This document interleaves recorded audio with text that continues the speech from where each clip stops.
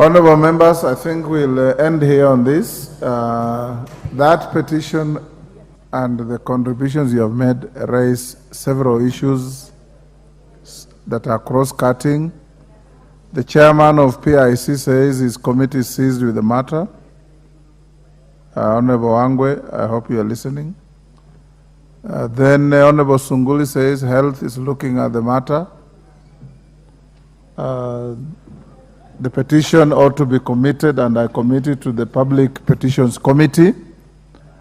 But I will direct, as the majority leader has commended, that a forensic audit be carried out in pursuance of this petition. And this, the clerk's office will assist on how the committees can interrelate in dealing with the matter. The Health Committee has an unlimited opportunity and jurisdiction over matters that are health. PIC has unlimited jurisdiction on matters within their purview on public investments. So find a way through the clerk's office on how you can collaborate. Your committees could very well second one or two members to the Public Petitions Committee when it sits on this petition, so that we have a good nexus between what you are investigating and what it will be dealing with. So directed. Before the next order, honorable members, I have been informed of a little incident yesterday regarding your CDF.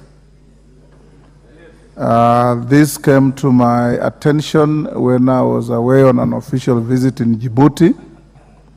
I did communicate with the Treasury, and the Treasury has given me a firm commitment that before the 20th of this month, they are going to release to the CDF management at least not less than 9 billion, which will then be disbursed to your constituencies, if not for anything else, at least to deal with the sticky issues of bursaries when schools open.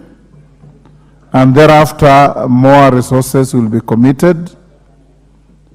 I am informed that the reason there is a delay, of course, we all know there's an economic crunch in the country, but more importantly that this month, the Treasury is retiring the Eurobond, and you know the first charge on our resources must go to debt service. Last year, when we had a similar incident, Treasury, through my intervention and the majority leader, committed to pay CDF disbursements in good time.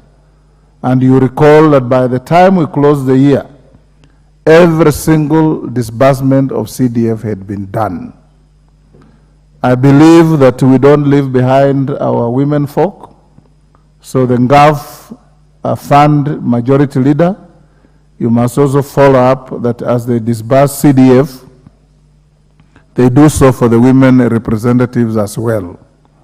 So I believe, honorable members, that this should allay your anxiety, and if there's any issue, yours truly here is there for taking care of your welfare and being the critical link between this House and the Executive and the Treasury to ensure that you are not constrained in serving the electorate and the people of this country through NGCDF that does so much work, sometimes even more visible work than our devolved units.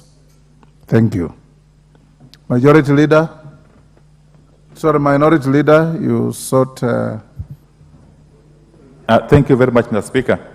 I'd indeed sought your indulgence to allow me to raise some pertinent issue that touches on the Constitution and the laws of the land. Mr. Speaker, for starters, I think it is in the public domain that yesterday the Controller of Budgets Dr. Margaret Nyakango was arrested and arraigned in court over some matters which I am not privy to.